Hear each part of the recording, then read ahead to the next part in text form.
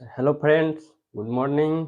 कैसे हैं आप लोग? तो स्वागत है आप सभी का teaching at the rate easy में। तो आज हम चर्चा करने वाले हैं हेरिडिटी एंड इन्वायरमेंट का MCQ questions, multiple choice questions हम डिस्कस करेंगे, जो बहुत बार टीईटी में, सीटेट, रीट में बहुत बार क्वेश्चन पूछा गया, तो उसी को हम चर्चा करेंगे। तो पहला क्वेश्चन है, heredity is considered as dash social structure. इसका मतलब क्या हुआ कि आनुवंशिकता को सामाजिक संरचना माना जाता है।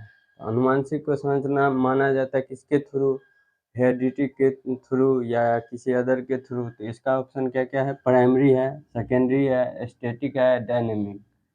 प्राइमरी का मतलब प्राथमिक हो गया, सेकेंडरी का मतलब गौण, स्टैटिक का स्थिर और डायनेमिक का गत्यात्मक।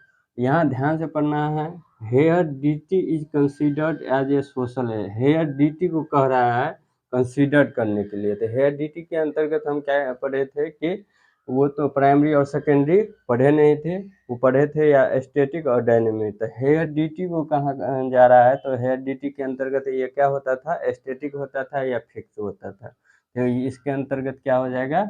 ये आंसर हो जाएगा। क्या आंसर आ जाएगा? स्टैटिक आ जाएगा। उसके बाद सेकेंड क्वेश्चन आता है, dash play an important role in the education of student.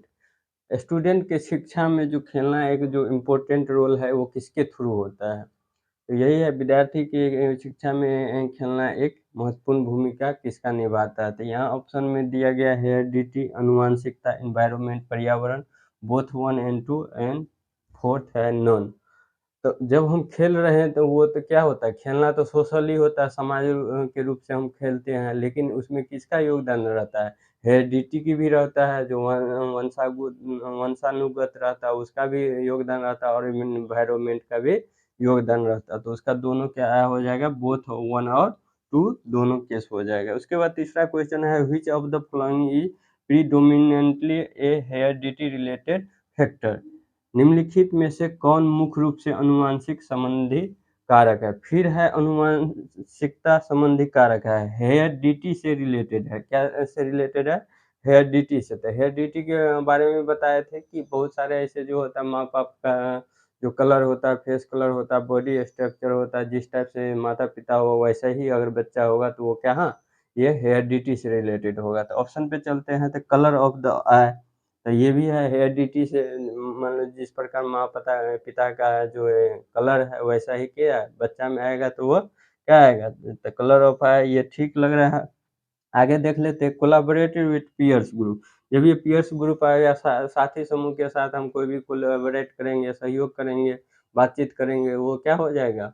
वो सोशल हो जाएगा। तो ये गलती हो गया। फिर तीसरा है थिंकिंग पैटर्न, हम चिंतन करते हैं, कुछ भी करते हैं, वो भी क्या हो जाएगा? नहीं होगा, इसके अंतर्गत नहीं आएगा, हेरिडिटी के अंतर्गत। उसके बाद पार्टिसिपेशन इन सोशल, जब ये सोशल आ गए वो क्या हो जाएगा? इन्वायरमेंट आ जाएगा। तो ये नहीं होगा, तो क्या हो जाएगा? कलर ऑफ द आई, ये उसका आंसर हो जाएगा। फिर चौथा क्वेश्चन है, विच डिजीज इज हेरिडिटी। निम्नलिखित में से कौन सा रोग क्या होगा? वंशानुगत होगा। यहाँ भी हेरिडिटी से आ जाता है क्वेश्चन कि हेरिडिटी में से कौन सा ऐसा रोग है जो क्या है? वंशानुगत है। तो पहला है एडीएचडी, उसके बाद है फिनाइल कीटोनूरिया, तीसरा है पार्किंसन, चौथा है एचआईवी एड्स।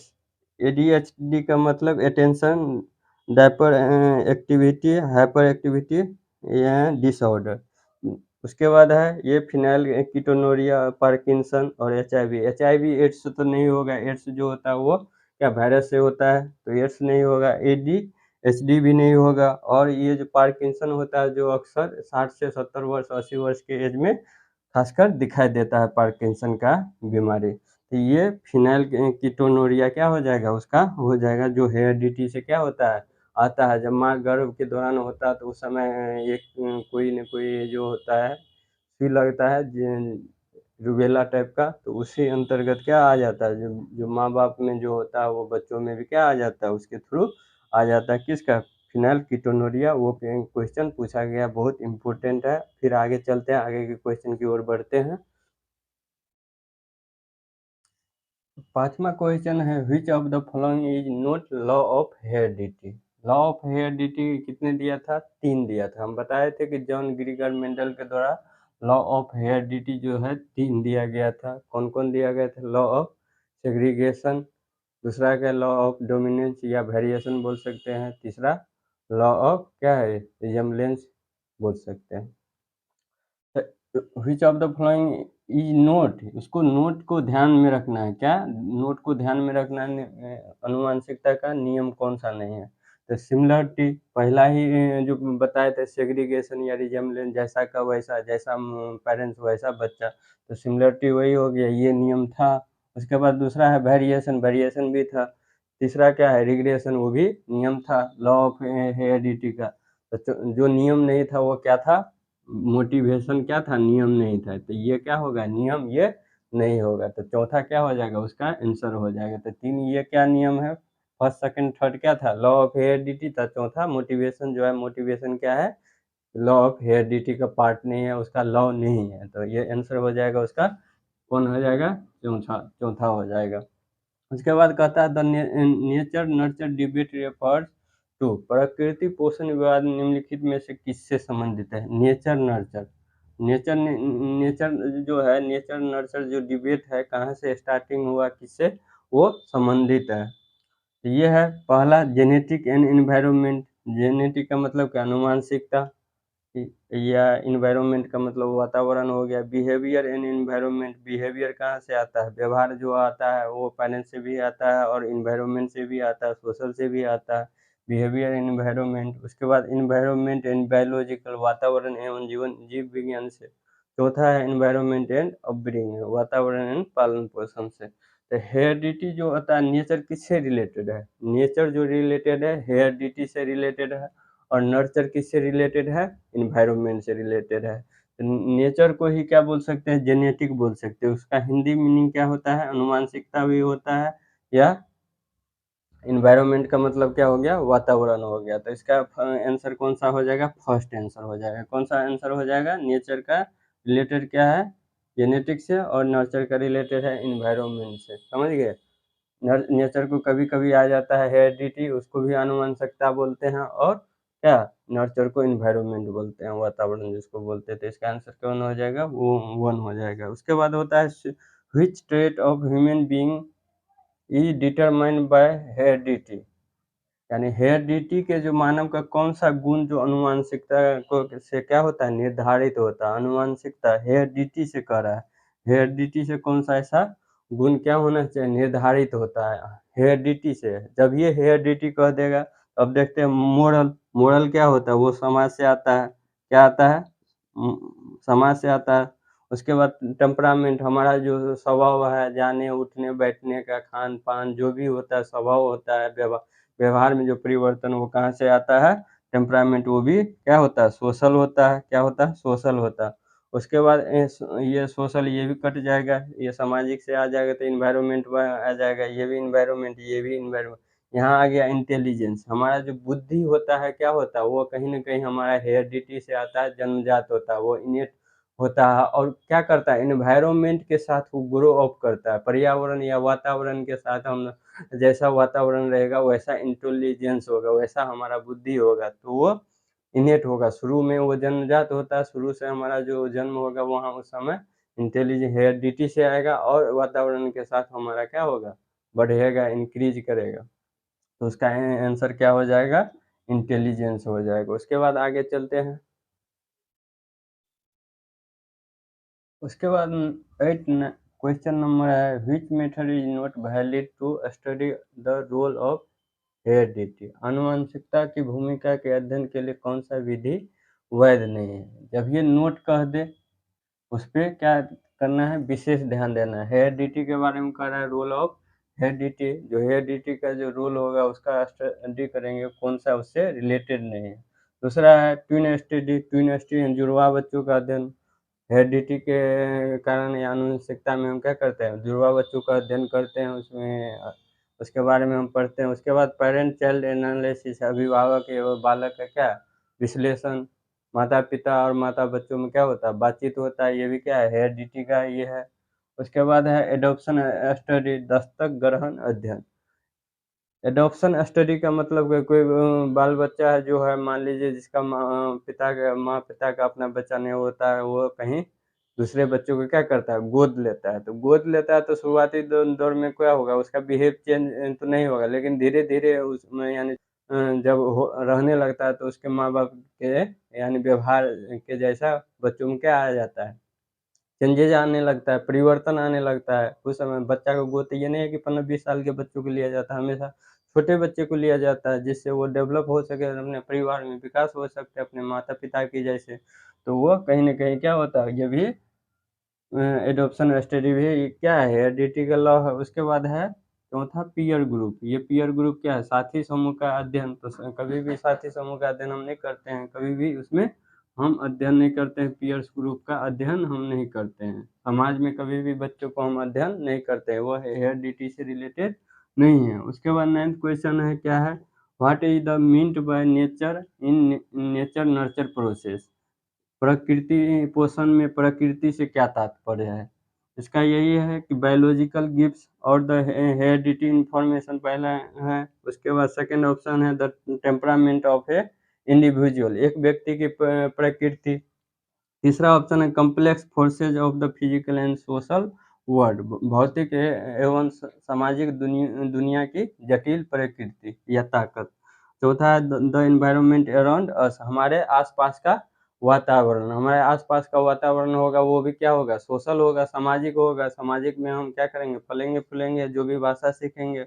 उसके बाद कॉम्प्लेक्स फोर्स फिजिकल, भौतिक एवं सामाजिक दुनिया के क्या जटिल ताकत, ये भी नहीं होगा। उसके बाद है द टेम्परामेंटल ऑफ, एक व्यक्ति का प्रकृति क्या होना चाहिए, वो हेरिडिटी से भी रिलेटेड करेगा।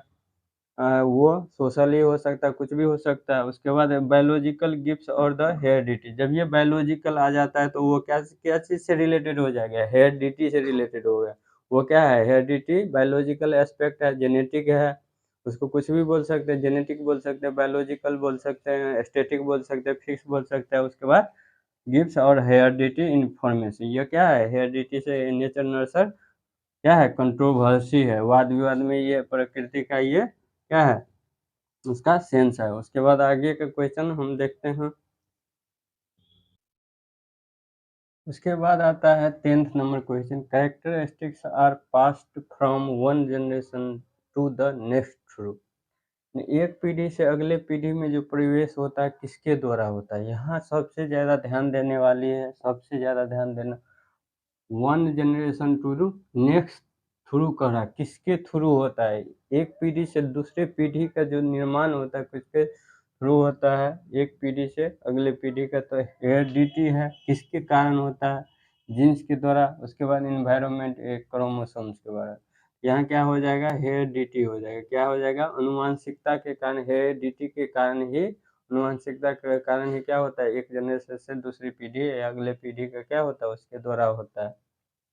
उसके बाद होता है अगला क्वेश्चन है, book heredity genius was written by, heredity genius जो है कि बुक जो है वो किसके द्वारा लिखा गया है, हेरिडिटी जीनियस जो बुक लिखा गया है वो लिखा गया है एफ गाल्टन के द्वारा। किसके द्वारा लिखा गया है, एफ गाल्टन के द्वारा लिखा गया है। उसके बाद है 12th question, heredity play most important role in the dash, heredity का जो है सबसे ज़्यादा इम्पोर्टेंट रोल क्या है, सबसे मुख्य यानी भूमिका क्या है हेरिडिटी का। तो यहाँ देखते हैं कल्चरल डेवलपमेंट, संस्कृति सभ्यता संस्कृति है, तो ये नहीं होगा, ये सोशल से आ जाएगा, इससे क्या आ जाएगा, इन्वायरमेंट आ जाएगा उसके केस में। फिर फिजिकल डेवलपमेंट, तो बच्चा का जो फिजिकल डेवलपमेंट होगा ये कहीं ना कहीं क्या होगा, वो हेरिडिटी से आएगा। हम जान के जिस प्रकार पेरेंट्स होगा, अगर पेरेंट्स अगर टॉल है तो बच्चा भी क्या होगा, टॉल होगा।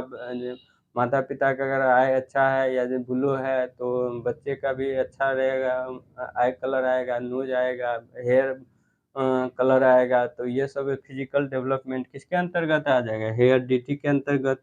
और आगे देख लेते हैं सोशल डेवलपमेंट, ये भी किससे आ जाएगा, इन्वायरमेंट से। और इमोशन डेवलपमेंट, इमोशन होता है, इमोशन आप समाज में भी आप किस तरह से सीखते हैं, जो भी कुछ करते हो उसमें हेरिडिटी प्लस इन्वायरमेंट दोनों का रोल होता है। किसका, हेरिडिटी एंड इन्वायरमेंट दोनों का क्या होता है, रोल होता है। तो सबसे ज़्यादा बेस्ट आंसर क्या होगा, फिजिकल डेवलपमेंट ऑफ क्या, ऑफ चाइल्ड।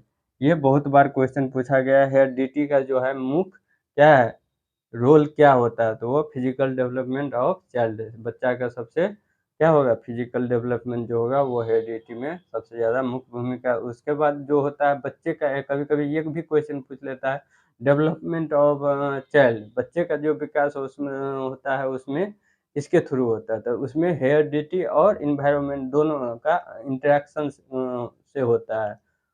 बच्चा का क्या होगा, विकास जो होगा वो हेरिडिटी आनुवंशिकता से भी होगा, और क्या होगा, इन्वायरमेंट जो है पर्यावरण या वातावरण के थ्रू भी होता है। अगर बच्चे का विकास हेरिडिटी अच्छा है लेकिन वातावरण अच्छा नहीं रहेगा, उसका पोषण अच्छा नहीं रहेगा, उसका खान पान नहीं रहेगा, उसका माहौल अगल बगल के आसपास का माहौल नहीं हो तो अच्छा बच्चा अच्छा नहीं कर सकता। तो दोनों का क्या है रोल, इम्पोर्टेंट पार्ट है। तो बच्चे का जो विकास होता है, कभी कभी ये भी पूछ लिया जाता है, डेवलपमेंट ऑफ चाइल्ड, चाइल्ड का जो होता है इंटरेक्शन बिटवीन क्या, हेरिडिटी एंड इन्वायरमेंट। ये क्वेश्चन सब था मुख्य मुख्य पॉइंट। उसमें कभी कभी ये क्वेश्चन पूछ लेता है कि ऑटोसोम्स कौन सा क्रोमोसोम्स होता है, उसके बाद ट्राइसोमी क्या होता है, तो ट्राइमोसोमी एक्केसवां क्या होता है, पेयर होता है, ऑटोसोम 22वां पेयर होता है।